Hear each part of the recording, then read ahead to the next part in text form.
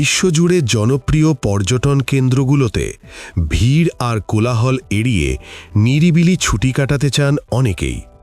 তাদের জন্য সুখবর হল, সম্প্রতি জাতিসংঘের ওয়ার্ল্ড পপুলেশন রিভিউ বিশ্বের সবচেয়ে কম ভ্রমণকারী যায় এমন কয়েকটি দেশের তালিকা প্রকাশ করেছে। এই তালিকায় এমন কিছু দেশ রয়েছে যেখানে বছরে পর্যটকের সংখ্যা মাত্র কয়েক হাজার, যেখানে ইউরোপের জনপ্রিয় দেশগুলোতে সেই সংখ্যা লাখ বা কোটির ঘরে। এই তালিকার কোনো কোনো দেশ কিছু প্রাকৃতিক দুর্যোগের কারণে পর্যটক হারিয়েছে, তবে সৌন্দর্যের দিক থেকে এগুলো কোনো অংশেই কম নয়।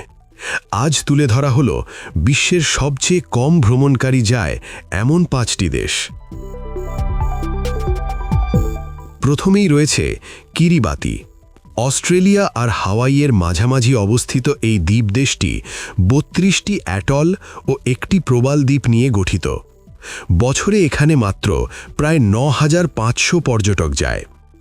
মানচিত্রে খুঁজে পাওয়া কঠিন এই দেশটি বিশ্বের একমাত্র দেশ যা 4টি গোলার্ধেই বিস্তৃত। এখানেই প্রথম নতুন বছর উদযাপন করা হয়, তবে সেখানে পৌঁছতে দীর্ঘ সময় ও ব্যয়বহুল ফ্লাইটের প্রয়োজন হয়। দ্বিতীয় স্থানে রয়েছে মার্শাল দ্বীপপুঞ্জ, যেখানে বছরে প্রায় ৬,০০০ পর্যটক ভ্রমণ করেন। সাদা বালির সৈকত, স্বচ্ছ নীল জল আর ১৬০টিরও বেশি প্রবাল প্রজাতি এটিকে করে তুলেছে স্বর্গীয় গন্তব্য। দ্বিতীয় বিশ্বযুদ্ধের ইতিহাস ও মার্কিন পারমাণবিক পরীক্ষার স্মৃতিও এখানে বিদ্যমান, তবে ভ্রমণ খরচ অত্যন্ত বেশি এবং যাত্রাও দীর্ঘ।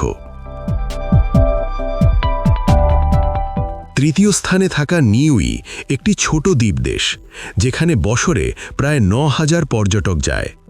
মাত্র ১,৯০০ জন মানুষের বসবাস এখানে।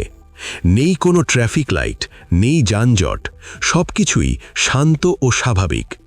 প্রকৃতি এখানে এখনও অক্ষত রয়েছে, তবে সেখানে যেতে হলে আগে থেকে পরিকল্পনা করতে হয়, কারণ ফ্লাইট সংখ্যা সীমিত।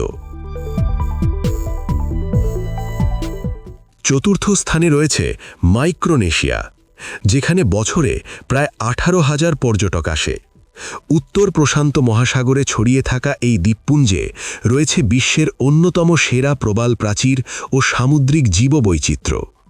এখানেই রয়েছে ইউনেস্কো স্বীকৃত প্রাচীন নগরী নান মাডল, যার ইতিহাস ১০০০ বছরেরও বেশি পুরনো। সবশেষে রয়েছে মন্টসেরাট। ক্যারিবীয় অঞ্চলের এই ব্রিটিশ অধিভুক্ত দ্বীপটি একসময় জনপ্রিয় পর্যটন কেন্দ্র ছিল, তবে ১৯৯৫ সালের আগ্নেয়গিরির অগ্ন্যুৎপাত দ্বীপটির রাজধানী সহ বড় অংশ ধ্বংস করে দেয়, ফলে জনসংখ্যার বড় অংশ দেশ ত্যাগ করে। বর্তমানে সেখানে সরাসরি ফ্লাইট নেই, তবে প্রতিবেশী দ্বীপ হয়ে যাওয়া যায়।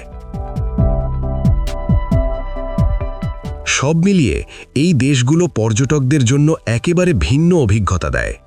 নেই ভিড়, আছে অক্ষত প্রকৃতি ও অনন্য সৌন্দর্য।